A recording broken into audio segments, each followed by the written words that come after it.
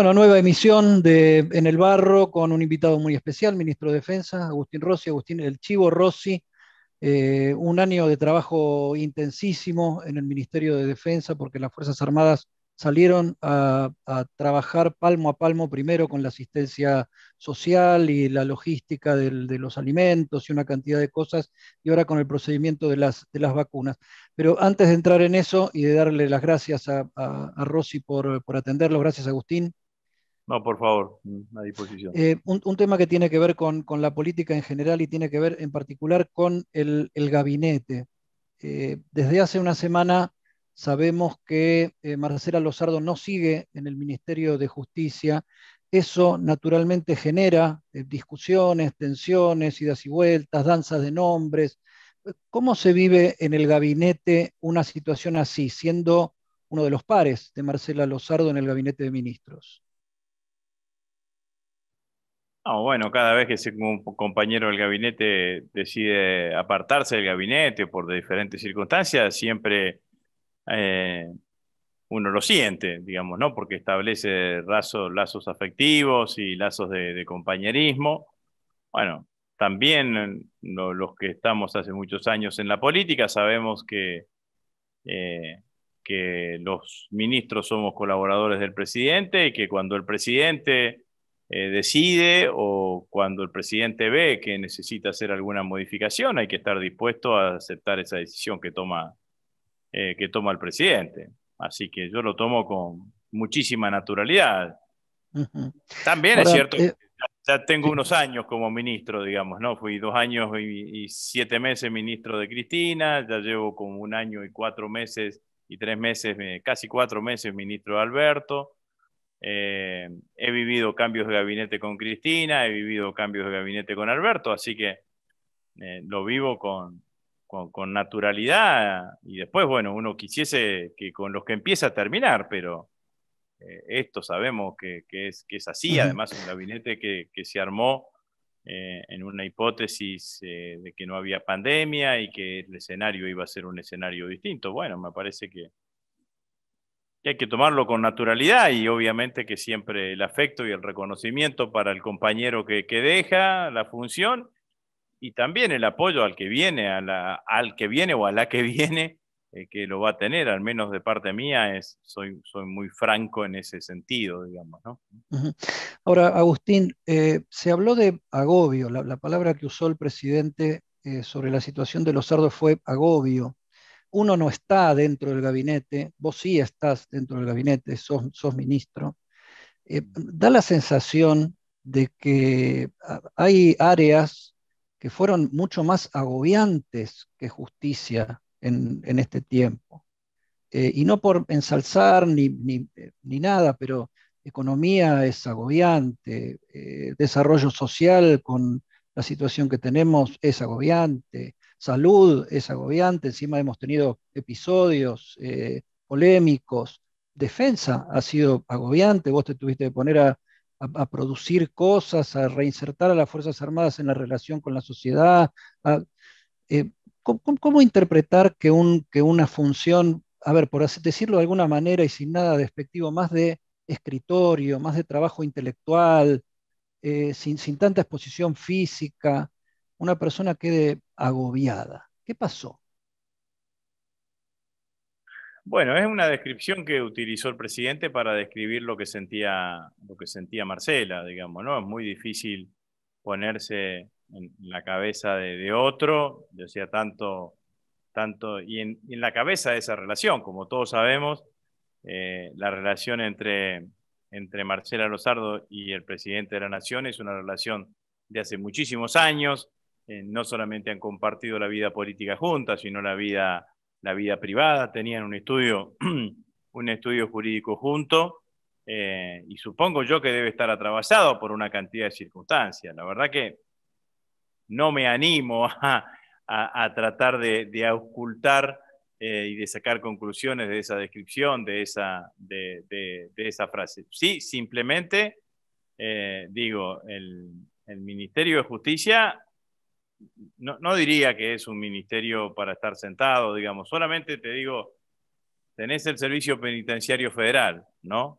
Como para debajo de tu propia responsabilidad. Tenés la secretaría o la subsecretaría de Derechos Humanos. No es solamente lo que clásicamente era, quizás estoy hablando en la segunda mitad del siglo, o en el siglo pasado, digamos, ¿no? Que el ministro de Justicia era el representante del Poder Ejecutivo ante el Poder Judicial.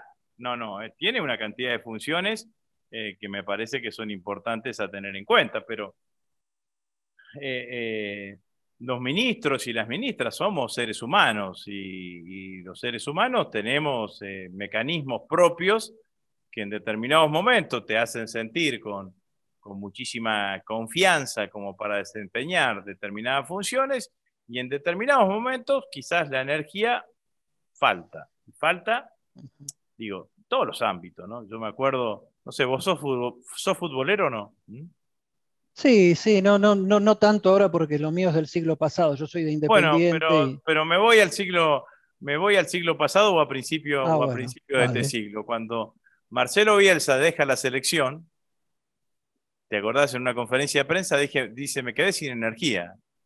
Venía de ser campeón en los Juegos Olímpicos y demás, me quedé sin energía para ponerle energía a este proyecto o a esta iniciativa. Bueno, yo creo que eso tiene que ver mucho con lo personal. Yo soy Ujú, un hombre curtido en la política, tengo 61 años, 40 y pico de años de vida militante en la dictadura, en democracia, siendo opositor, siendo oficialista, teniendo responsabilidades, estando en el llano. Así que, bueno, ujú. Te me lo, te lo pregunto resulta por de otra elevación. lógica, digamos, ¿no? Yo si mañana tengo que dejar ser ministro, lo que no voy a dejar de ser es ser militante. Me voy a ir a mi ciudad en Rosario y a las 48 horas voy a estar armando la primera reunión, digamos, ¿no? Pero bueno, Ujú. pero también depende de cada uno, digamos, ¿no? ¿Cómo te imaginás tenerla a Cristina en contra? ¿Sería agobiante? No me la imagino. me resulta, me resulta un escenario imposible, casi como ser hincha de Boca, yo que soy hincha de River, digamos, ¿no? ¿Cómo te imaginas siendo hincha de Boca? No me imagino, digamos. ¿Cómo te imaginas tener a Cristina en contra? No me la imagino. Es una dirigente política eh, con, con los... Bueno, yo creo que es una dirigente política magnífica en el sentido no adulador de la palabra, sino en el sentido elocuente, en el sentido elocuente de la palabra, ¿no? Sin duda que es la dirigente política de este siglo que más ha entablado una relación de muchísima empatía, de muchísima pertenencia con un sector de la sociedad, con un sector del pueblo argentino.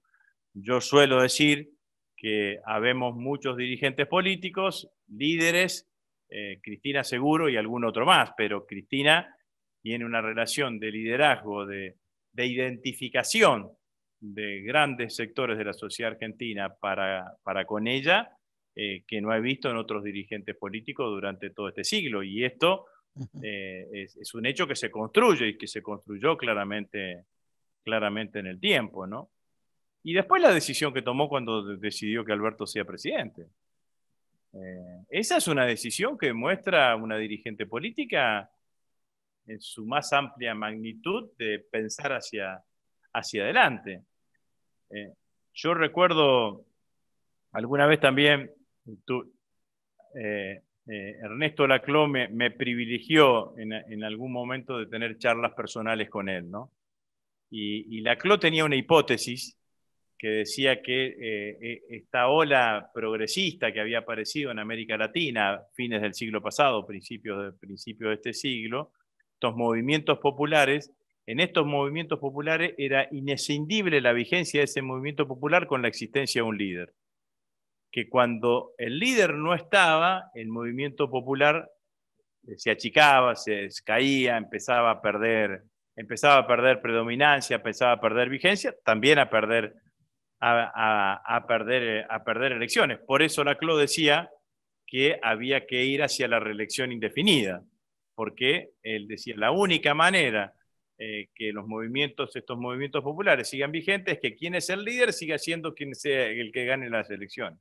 Bueno, Cristina, cuando toma la decisión de que no ser ella la candidata, cuando tenía todas las condiciones de hacerlo, quedará siempre en discusión si ella hubiese ganado o no las elecciones. Yo creo que sí, que con ella candidata también se hubiesen ganado las elecciones.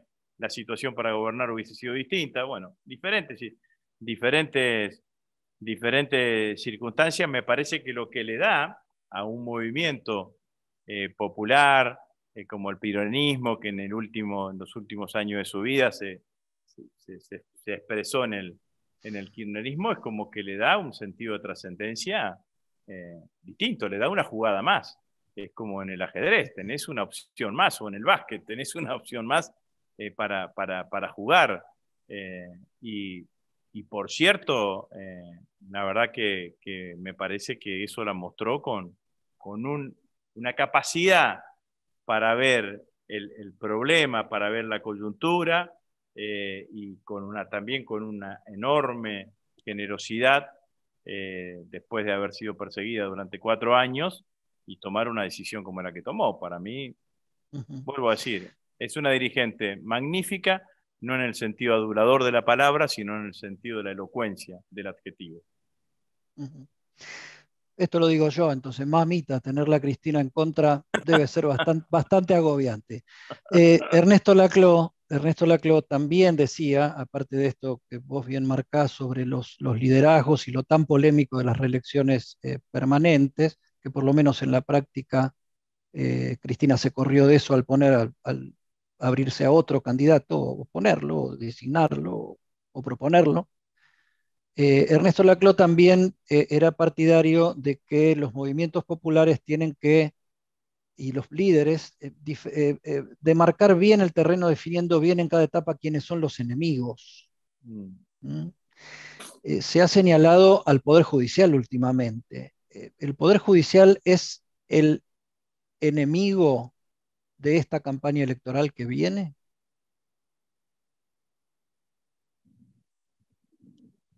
Yo no pienso que, para decirlo de alguna manera, si yo sería el estratega de la campaña electoral que viene, eh, hablaría de los atributos que ha tenido el gobierno durante estos 2 años, de los logros que ha tenido el gobierno durante estos 2 años y las dificultades con las que se han encontrado, que nos hemos encontrado. Eh, y en todo caso, impugnaría claramente, porque esto lo pienso, impugnaría la legitimidad de la oposición para tratar de capitalizar el descontento que pudiese haber en determinados sectores de la sociedad, porque si nosotros hoy somos gobierno, es porque los argentinos decidieron que los que hoy son opositores no sigan gobernando más, porque entendieron que no pudieron, no supieron o no quisieron resolver los problemas que tenía la Argentina, y optaron para que intentemos nosotros, Alberto y Cristina, resolver esos problemas que los opositores, que los que hoy son opositores y que antes eran gobierno, no pudieron hacer. Porque este es un hecho nuevo en la política argentina, no nuevo, o no frecuente en la política argentina. Digo, cuando Macri era opositor de Cristina, Macri legítimamente decía, y con credibilidad, yo no goberné nunca, déme una posibilidad para gobernar. Ahora, Bullrich, Negri, Macri, Frigerio, Duhovne, los de Larreta, todos estuvieron gobernando hasta el 10 de diciembre del 2019 y no pudieron resolver los problemas que necesitaba la Argentina, sino los argentinos hubiesen seguido dándole la opción a Macri. Entonces, me parece que ahora tendrían que, como mínimo, aminorar la intensidad de la crítica con la cual se paran ante nuestro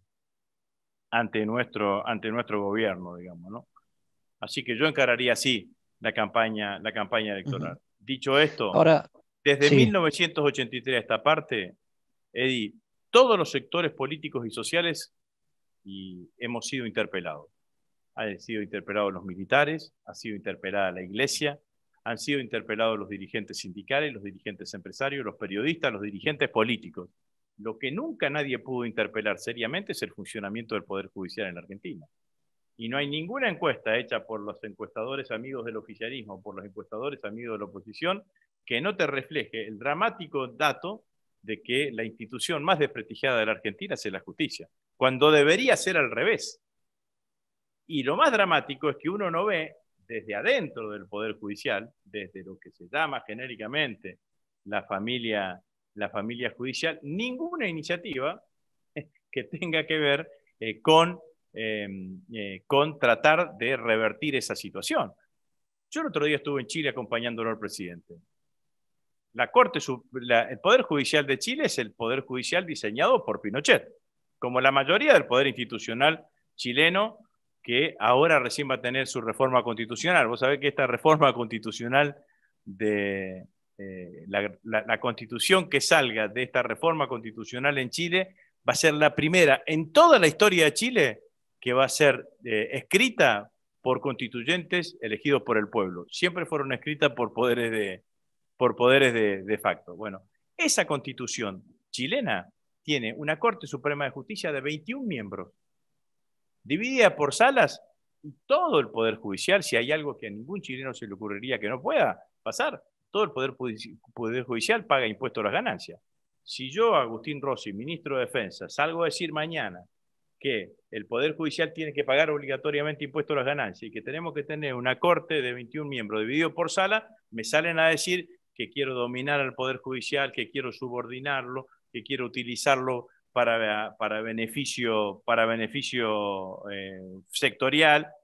Y la verdad es que es la Corte Suprema de Justicia y el Poder Judicial que existe en la República Hermana de Chile, que viene de la época de Pinochet. Así no se puede. Así no se puede. Entonces, me parece que Te diría, necesariamente... discúlpame, te diría que coincido absolutamente con vos en tu planteo. El problema es que ninguna de esas reformas puede darse sin consenso y el disenso está puesto precisamente en el punto de estar, a ver, a favor y en contra de la justicia, como si eso resolviera algo, ¿no? Eso no se estanca, no resuelve nada.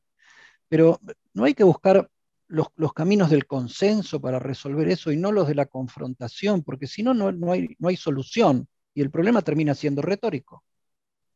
Yo comparto, es así. Además, creo que vamos a poder resolver el problema del Poder Judicial en la Argentina si se logra una reforma del Poder Judicial que tenga niveles de consenso, niveles de acuerdo. Me parece que sí, que que ese es el camino.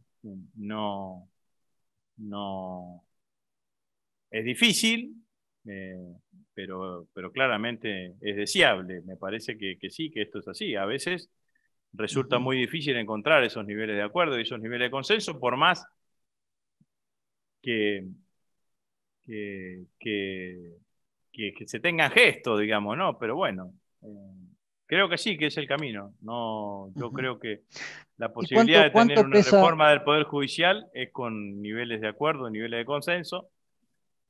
Eh, bueno, en esto, en esto la oposición nunca ha tenido, ni cuando era gobierno Cristina, ni ahora que es gobierno Alberto, nunca ha tenido la mirada eh, que quizás tenemos nosotros de que es necesario producir reformas en el Poder Judicial en Argentina.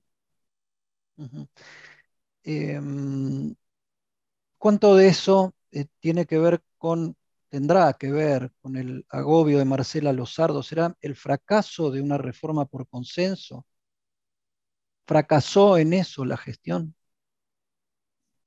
Ah, bueno, la gestión envió una reforma judicial que fue aprobada en el Senado, que era una reforma, digamos, que podía ser claramente acordada y que después no tuvo el número necesario en el poder, en la Cámara de Diputados, lo mismo que la reforma para la elección de, del, del procurador, en donde, si bien es cierto que se baja el nivel de exigencia para la elección del número de votos para la elección del procurador, también es cierto que es razonable, habida cuenta que ya no es un funcionario permanente en el tiempo, sino que se le da un plazo, digamos, ¿no?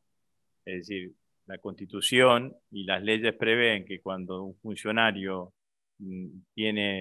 accede a un cargo que no tiene límite de tiempo, su duración hasta que se jubile, como son los jueces, te exige dos tercios de los votos. Si vos cambiás, en el caso de la procuración, y creo que se dejó 5 años o 6 años, bueno, me parece razonable la mitad, la mayoría absoluta. Eso tampoco encontró niveles de acuerdo.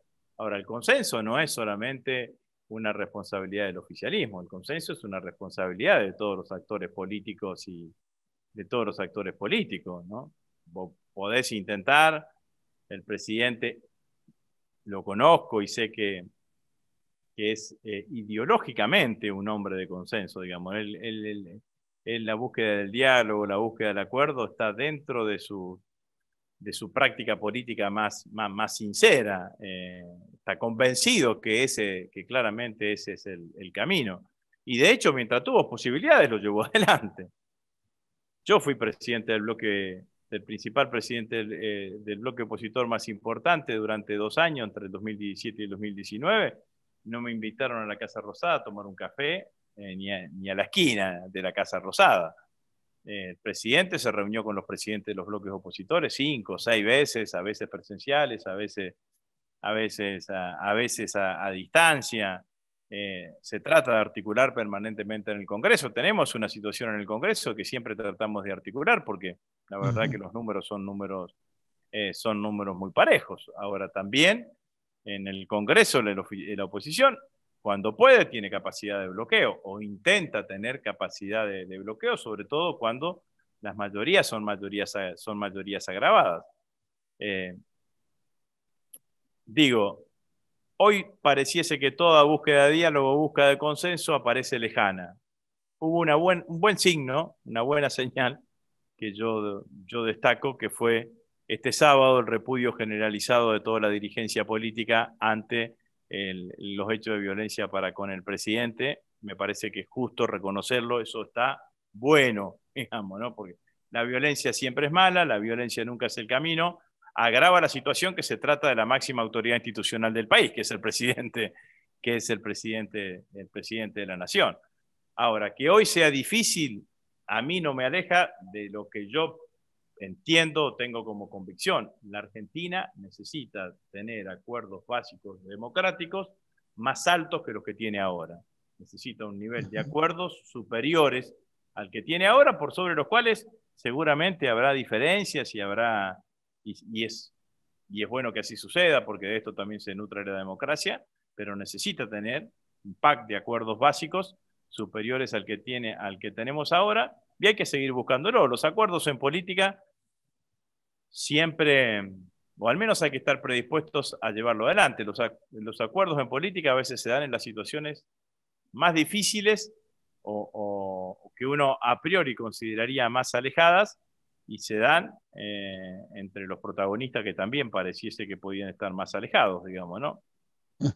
Recuerdo año 94, ¿no? Nadie imaginaba el acuerdo Menem-Alfonsín por la reforma de la Constitución después de las elecciones del 93, ¿no? Y bueno, se dio entre Menem y Alfonsín, que era el opositor más duro al gobierno de Carlos Menem, y Carlos Menem era muy descalificatorio sobre la gestión de los 6 años primeros de la democracia del presidente Alfonsín. Así que es lo que yo veo y lo que creo, digamos, ¿no? Rosy, vos estás en un lugar muy difícil en el sentido práctico, por supuesto, porque la función pública es difícil, pero en el sentido simbólico de la Argentina, ¿no? Porque vos estás con los militares, vos trabajás con los militares y el tema militar es un tema que se volvió tabú hablar de otra cosa del tema militar que no fuera los juicios necesarios por el terrorismo de Estado y el genocidio. ¿Qué, entre la gestión anterior y esta, y con la pandemia de por medio, qué descubriste en las Fuerzas Armadas en cuanto a su potencial, su dinamismo, lo que viene? Porque nos debemos una conversación ciudadana sobre las Fuerzas Armadas. Y la verdad que el civil que está más cerca del asunto sos vos. Yo cuando llegué en el 2013, cuando me convocó Cristina para ser ministro, eh, tenía la idea, y además charlaba de alguna manera con Cristina, de que tenía que hacer acciones o tenía que generar hechos como para tratar de generar mayor cercanía entre las Fuerzas Armadas y la sociedad civil, ¿no? Eh, no sentí que esa era mi misión o que ese tenía que ser mi objetivo en esta oportunidad. Me parecía que habían pasado una cantidad de años y hoy es normal, yo los veo salir de acá del Ministerio de Defensa, salir con sus uniformes y caminan por la calle mezclados, no hay agresiones. Me parece que esa relación más o menos estaba, digamos, ¿no? La pandemia sí permitió mostrar que además de esa relación urbana entre sociedad civil y Fuerzas Armadas, había una cantidad de capacidades internas de las Fuerzas Armadas que las pudimos visibilizar, se pudieron visibilizar, aparecieron las Fuerzas Armadas estando en los barrios más postergados, elaborando comida, asistiendo a esos pobladores, los aviones de la Fuerza Aérea repatriando argentinos, ahora trabajando claramente en la campaña de vacunación, integrando todos los COEs, los comandos de emergencia en las provincias, en los municipios. Eh, bueno, se hizo un trabajo importante, yo lo describo como el despliegue militar más importante que hemos tenido después de la guerra de Malvinas. Desde que empezó la pandemia hasta ahora no hemos parado en actividad. Lo que yo creo que la Argentina tiene que tener un debate sobre la necesidad de tener una política de defensa. Nosotros estamos en un mundo que no es un mundo que tiene conflictos al estilo del siglo pasado, pero sí es un mundo con tensiones. La unipolaridad absoluta que existía posteriormente a la caída de la Unión Soviética y la caída del muro de Berlín es una unipolaridad que hoy ya no está presentada con el absolutismo que tenía hace 50, 30, 40 años atrás. Ahora hay una otra potencia, que es la República Popular China, que crece, que se manifiesta.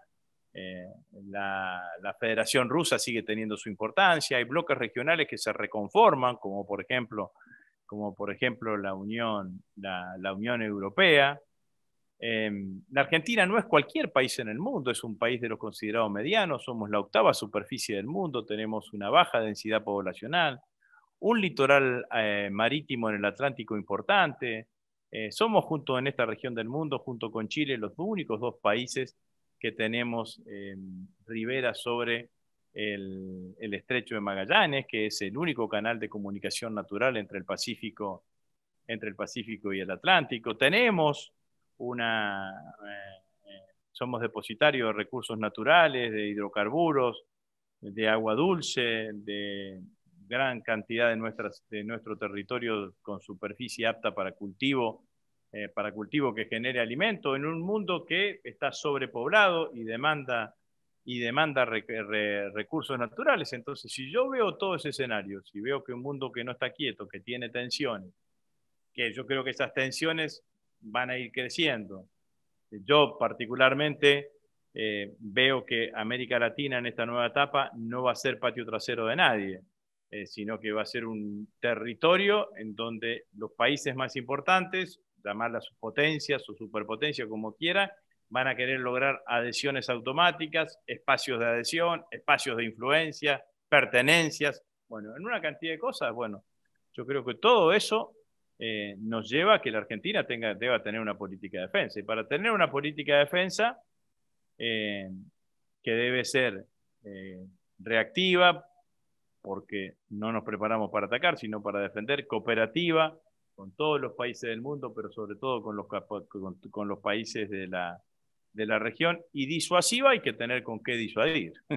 Entonces, nosotros tenemos un instrumento militar que es un instrumento capacitado desde el punto de vista de la formación de sus hombres y de sus mujeres, pero la Argentina ha tenido desde Malvinas en adelante en sus Fuerzas Armadas un proceso de desinversión y de falta de equipamiento que hace que cumplir con las misiones que le encarga la Constitución Nacional y las leyes, la defensa, la soberanía en los tres espacios, aéreo, marítimo y terrestre, o todas las misiones que te puedan cargar el presidente como comandante en jefe de las Fuerzas Armadas, se hacen de forma más lenta, por decirlo de alguna manera. Entonces, hay que generar un proceso de reequipamiento de las Fuerzas Armadas. Tenemos la herramienta, que es la creación del FONDEF, que fue un proyecto que impulsé yo en la última sesión que estuve como diputado y que tuvo media sanción, y que este año va a ser la primera vez que lo vamos a aplicar.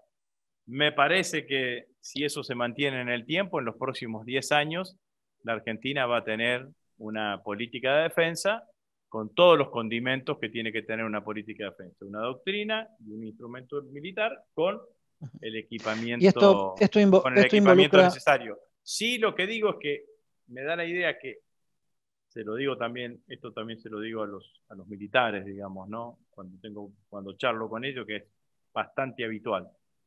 Eh, eh, es distinto para mí como ministro de Defensa debatir sobre la necesidad de una política de defensa que conte con un instrumento militar con niveles de equipamiento acorde, cuando el instrumento militar está prestigiado, que cuando el instrumento militar está desprestigiado.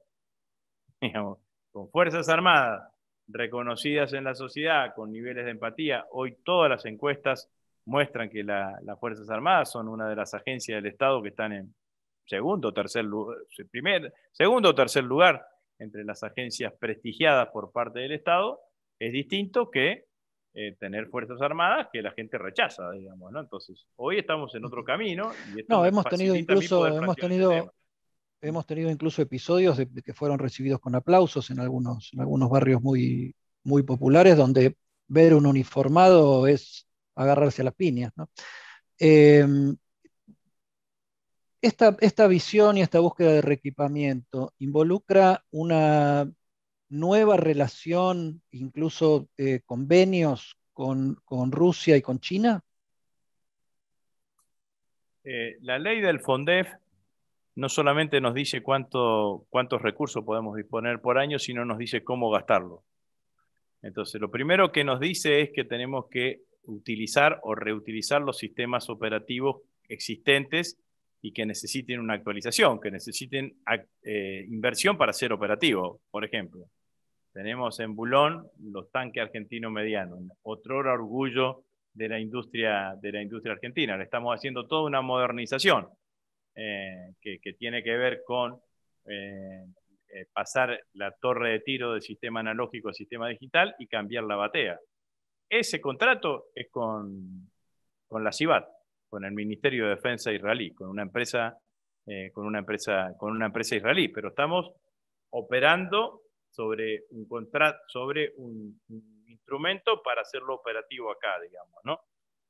El segundo escalón es producir acá en la Argentina. Yo creo que va a generar esta inversión una importante resurgimiento de la industria para la defensa en la Argentina, que tiene pilares. Tiene sus fábricas militares, tiene sus astilleros, tiene la fábrica argentina de aviones, tiene INVAP y una cantidad de empresas pequeñas y medianas y universidades que funcionan alrededor de la industria para la defensa, que yo creo que va a ser muy importante el impacto que va a tener.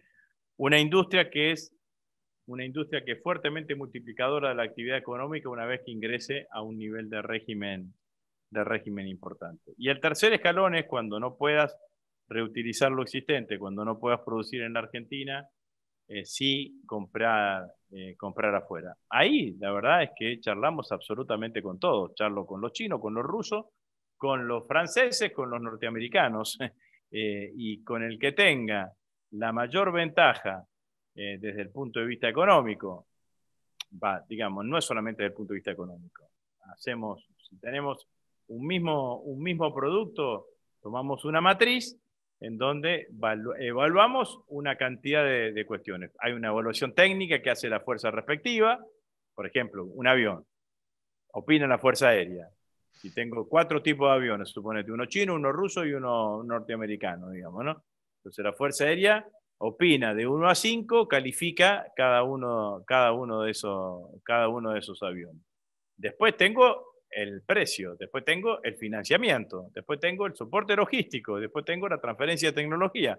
Saco una, una conclusión y en función de eso tomo la decisión que tenga que tomar, digamos, ¿no?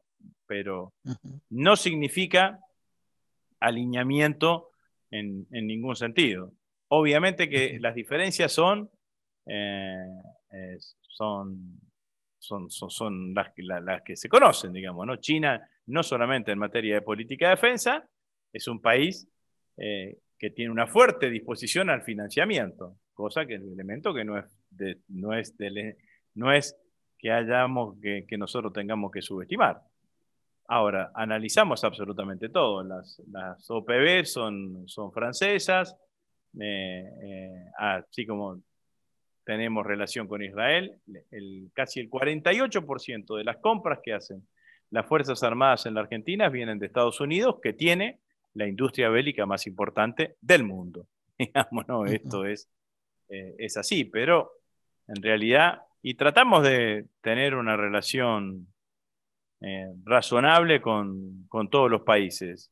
Hemos recibido, por ejemplo, en el marco de la pandemia, hemos recibido donaciones de China y donaciones de los Estados Unidos. eh, y cuando viene, el otro día vino una delegación rusa, la recibí. Creo que ahora los primeros días de abril viene el jefe del Comando Sur, también lo voy a recibir. eh, Ujú. lo más transparente Vos posible. vos sabés que te lo pregunto porque está esa composición de lugar de que detrás de las vacunas vienen los rusos y los chinos, Bueno, eh, con lo cierto, no, emprendimientos no, no, militares, ¿no? no, Bases no, y... no, que haya países que estén tratando de ubicar la vacuna como política, como geopolítica para posicionarse, bueno, habrá que ver cómo funciona eso. La verdad es que lo que más preocupa en materia de distribución de la vacuna es la concentración que se ha hecho de la distribución de la vacuna en los países más desarrollados, ¿no? Lo cual muestra la desigualdad que existe, la desigualdad que existe en el mundo, ¿no? La proporción de distribución es muchísimo más alta en los países desarrollados que en los países en vías de desarrollo.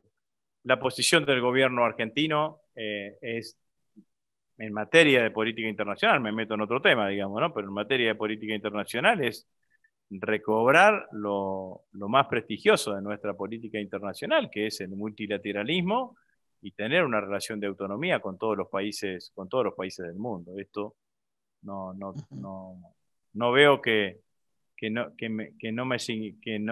esté imposibilitado de hacerlo en el marco de la política de defensa, sino por el contrario. Me parece que que vamos a andar bien en ese sentido. Me comentaban que se está instalando un radar nuevo ahí en la zona de Tostado en Santa Fe. ¿Hasta dónde se va a avanzar con esto? Es un colador el cielo argentino? No es un colador. Nosotros tenemos en la frontera norte, es la frontera más porosa que tiene la Argentina, porque todas las fronteras secas son las más porosas, digamos, ¿no? Y no es un problema de la Argentina. No debe haber frontera más custodiada que la mexicana y la norteamericana, y sabemos qué es lo que pasa qué es lo que pasa por esa frontera. La Argentina en el año 2004-2005 definió un plan de radarización de su espacio aéreo, que se llama SINVICA, Sistema Nacional de Vigilancia y Control Aeroespacial. Néstor presidente, Alberto Fernández jefe de gabinete. Se decidió construir los radares en Argentina. Lo construye una empresa rionegrina que es INVAP, empresa que pertenece al estado de Río Negro. Se empezó primero por los radares civiles que están en los aeropuertos, que son los radares secundarios, el radar secundario monopulso argentino, y después se empezó a construir radares de defensa, que son los radares que identifican al que quiere ser identificado y al que no quiere ser identificado, ¿no?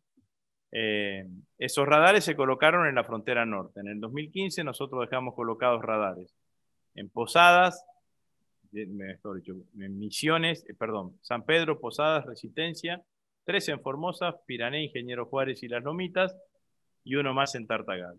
Son radares, los de tres de Formosa y el de Posadas y el de San Pedro Misiones son construidos por INVAP. Son radares que a 30.000 metros tienen 800 metros de diámetro de alcance, que es un alcance fenomenal. 800 kilómetros, perdón. Es un alcance fenomenal.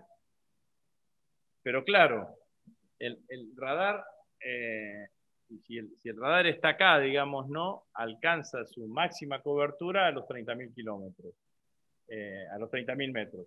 Debajo de esos 30.000 metros no es que obtiene la totalidad de la cobertura, es un triángulo. No sé si te vas ubicando. Es un triángulo a 30.000 metros. Tengo otro triángulo acá a 30.000 metros. Me queda un espacio acá. Entonces, por eso tengo que poner una segunda línea de radares.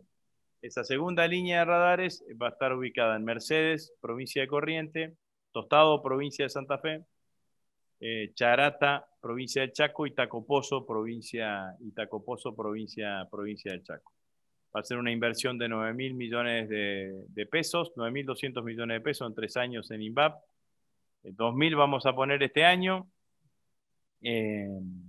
Es un orgullo para la Argentina, porque la Argentina es uno de los 14, 15 países que hay en el mundo que tienen acceso a la tecnología radar, y el 80% de esos componentes nacionales, el 20% importado, o sea que ciencia, tecnología, producción nacional, sustitución de importaciones, mayor control de nuestro espacio aéreo y obviamente un apoyo importante para todo lo que significa la lucha contra el narcotráfico que llevan adelante las fuerzas de seguridad.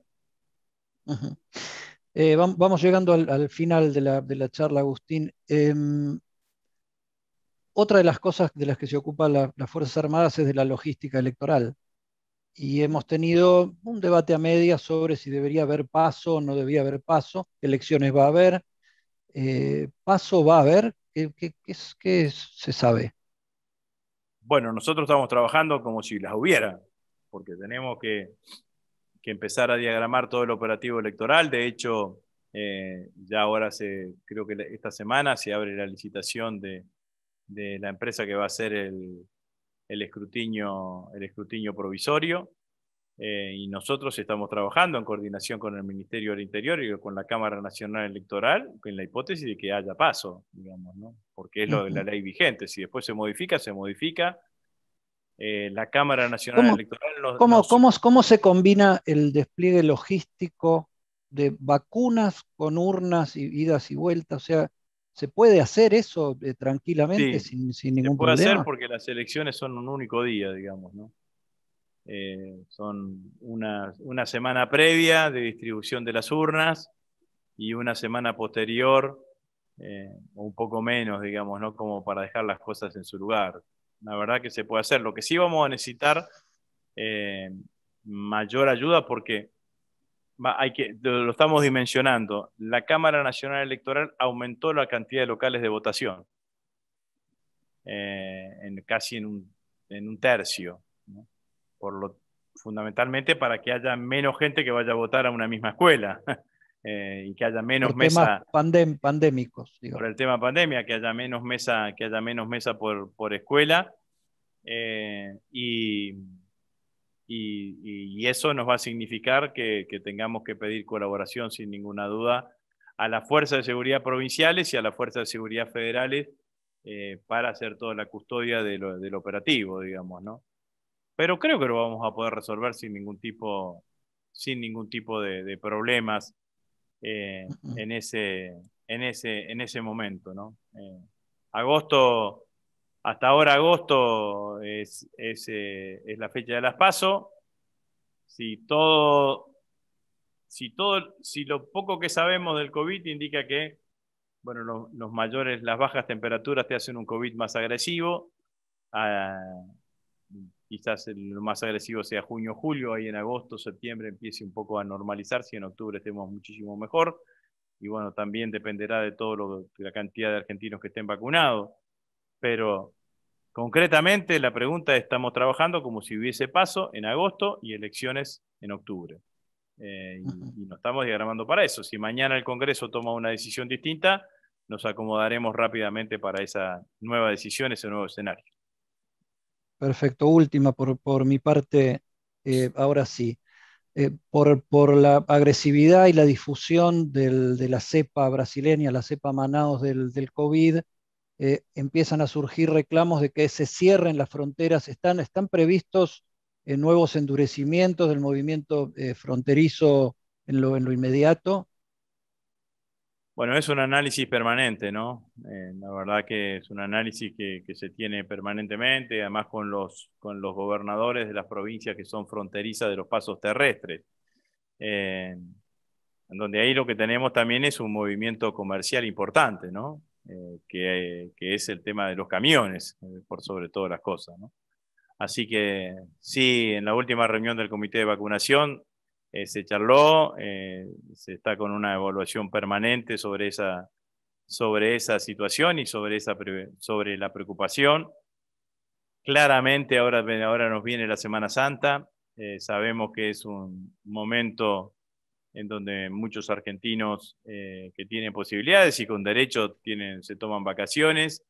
Aconsejamos no ir a Brasil, no ir a tratar de orientar nuestras vacaciones hacia el interior de la Argentina. Seguramente que ese es el camino, digamos, ¿no? Nosotros nos paramos ahora en la campaña de vacunación, que tenemos que tratar de recobrar todos los controles que teníamos, que naturalmente con el paso del tiempo se van relajando, habida cuenta de tener la mayor cantidad de tiempo posible hasta que se dé el pico de la segunda ola, para poder tener la mayor cantidad de argentinos vacunados. Así como al principio de la pandemia era una estrategia de tener la mayor cantidad de tiempo posible para reestructurar el sistema de salud y que cuando el COVID fuese agresivo el sistema de salud esté en condiciones de dar una buena respuesta, ahora lo que pensamos es lo mismo para tratar de tener la mayor cantidad de argentinos vacunados en la medida que tengamos la provisión de vacunas. En ese sentido es tratar de no viajar al exterior, el que indispensablemente, el que lo pueda suspender, que lo suspenda, el que tenga que ir a tomarse vacaciones, que la haga acá en la Argentina, que además es beneficioso para toda la economía de nuestro país, y si está viendo el tema de los controles fronterizos de manera tal de evitar, por sobre todas las cosas, de evitar el ingreso de la cepa esta tan complicada de Manaus, sin que esto deteriore el tráfico comercial que hay entre Argentina y Brasil, que es muy importante. Bueno, creo que recorrimos todos los temas. Agustín Rossi, muchísimas gracias una vez más por esta conversación. Nos vemos pronto. No sé si querés agregar alguna otra cosa que haya quedado ahí en el tintero, pero por mi Muchas parte, gracias. conforme. La verdad que es muy, muy completo. Bueno, un abrazo grande, gracias. Chao, Eddie, que sigas bien.